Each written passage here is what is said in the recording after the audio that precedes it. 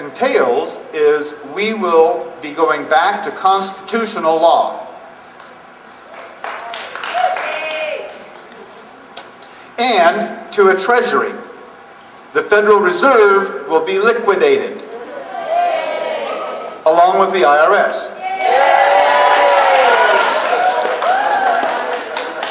Actually, the IRS officially died on June 17th of 2002.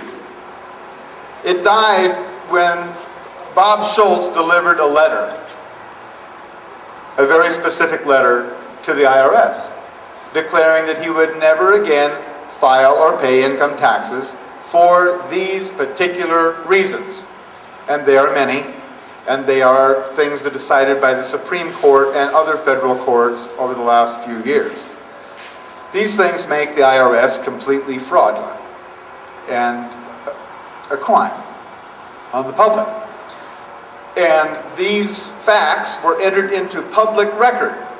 So now they're your evidence too.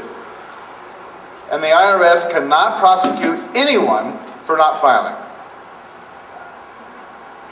They're dead.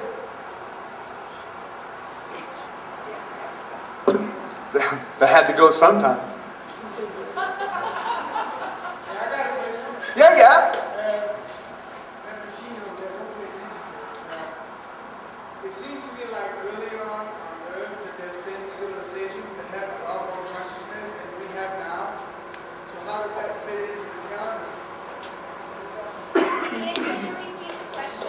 Well, the question was, it seems like ancient civilizations had higher consciousness than we do now. And I'm going to use a consciousness that is it's local. The American Indians. Okay, the American Indians had a consciousness which some could say was higher than ours, because they lived in harmony with nature. The Maya had a similar thing. They lived very much as one with creation. Sort of like what you were at 4 days old, 6 months old, 13 months old. You were suckling at your mother's breast. And your consciousness was very bright. But you were suckling and suckling. And what would have happened if you were never removed from your mother's breast? You wouldn't have evolved. What happened to the American Indians is basically everyone but the Hopi, and maybe the Anasazi before them, had a religion that nothing shall change. Tradition is everything.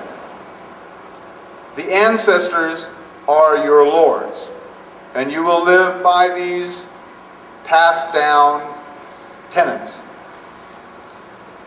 Well, change came. And they were removed from the breast of Mother Nature.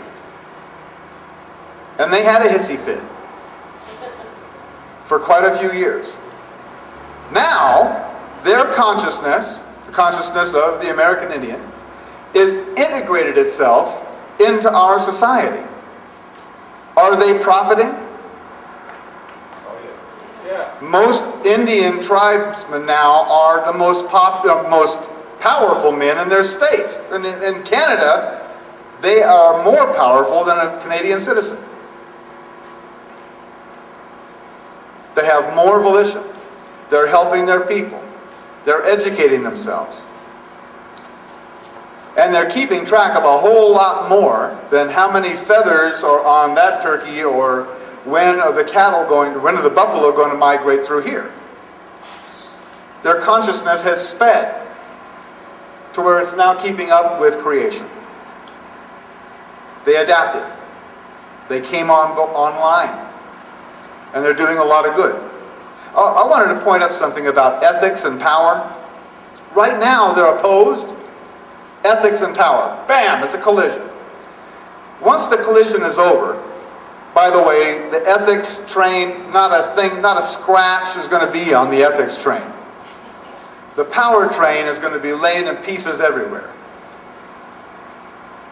But You know, you can't have ethics unless you have power. You can't be an assistance to the continued survival of anything unless you have some power. My definition of ethics is the deft application of power. Using the right amount. Not too much, not too little. Using what is appropriate for the situation to benefit all. I mean, think about it.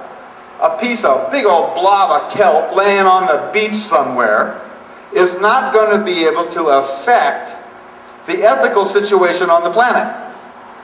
Why? It has no power. On the other hand, let's say that a major network, a major broadcast organization decided that for their own survival, they had to become totally ethical and report only with integrity. Now suppose that happened. They already have the power, don't they? If it's applied in the right way, if it's applied in an appropriate fashion, they can make everything more ethical, everything more integral for all of us. This is going to happen. As a matter of fact, it already is. Watch the news. Don't watch the news for who died and who killed that person. Watch the news for what are these people presenting about ethics and integrity. And you will enjoy the show because you'll see more and more and more of it. And demands on everyone to be more in ethics. Questions?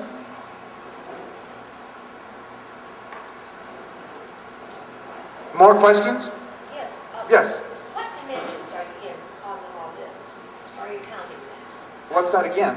What dimensions are you in? Okay. Only the third. The question was, which dimensions are we counting in this? Only the third dimension. This is only 3D. All of it. All of 3D. But only 3D. Other dimensions aren't part of this. Other dimensions don't have the limitation of time and space. Remember the location of your consciousness? Your considerations of time and place is where you're at. Other dimensions don't have that. That's a limitation. It's your subscription to 3D, like you would get a magazine. You know, you subscribe to Popular Science or Field and Stream. Well, we're subscribing to 3D. Another question? Hey. Oh, there we go. Yeah. I forgot, when will the extraterrestrials are meeting his neighbors? When does that Oh. begin? Well, actually, it's already happening. Right now, in 1999, we received an answer to a communication we sent out into the universe in 1974. Do you hear about that, or you see that crop circle that's an answer? It's a digital printout of a binary code message that we sent out into space. Okay. Happened in the year 2000, right here in the middle of the first day. Since then, we've gotten more and more communications. Communications that, frankly, can be ignored. If you don't want to pay attention to it, it's not a big deal. It's not like the aliens are putting up billboards on the side of the buildings. They're doing it on crops. And just recently, as a matter of fact, the 15th of this month, there was a huge picture of an alien and then a mandala type thing that was laid down on August 15th this year. Huge. It's on the internet. Go check it out. They are in communication right now, but in such a way as they can be totally ignored if you so desire. It's not intrusive. And I don't believe that these guys are from the other planets. I believe they're from other dimensions. Now, by the time we get through into here, down into this formation here, these new foundations are going to include embellishments on our ability to see and communicate with our neighbors. This is where we'll start to actually find other life on other planets, part of our new foundation of understanding. Then, during this period of time, or just after this period of time, is when we'll meet other galactic citizens. And it won't be long after that before we're meeting other citizens from other galaxies as well. That'll be down in here, when we surpass technology and we're way past in consciousness any of the limits of time and space, which is, what's the limit between us being here and being in a different galaxy? What's the only barrier? Your consideration that it's impossible. That's the only barrier. Once that's gone, you can be there. So, right in here, 2006 to 2007 is when we'll actually be shaking hands with somebody from a different planet. Yes? There's so many books now concerning about like the earth changes and the earth spinning into the fourth dimension that we're supposedly in now. And going to the fifth dimension. As she was saying, when does that occur? Oh, Are we staying okay. in the dimension? Well, it actually occurs from here in a major way. The question was, when do we go from third to fourth to fifth dimension? And from fifth, who knows? We're kind of in a bad perspective to look at higher dimensions, you know. It's way down here. It's like a little kid trying to see what's on top of this shelf, you know. You know something's up there, but you can't quite. From here, our technological advances and our conscious advances will lead us to understand other dimensions, even if we can't get there. But from here on, from this place on, people will be flitting in and out of them until here, by the time we go through 2011, we'll have all that freedom for dimensions other than the third. We're already going through the fourth. The fourth dimension is time. And we're going through time right now. We're wasting time. We're just racing through it. More and more creation happening in less and less time. The space is a consideration that will fail right here.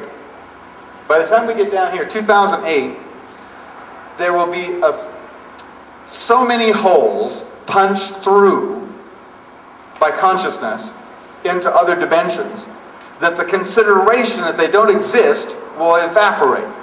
It's sort of like Columbus wasn't the only person who thought the world was round. There were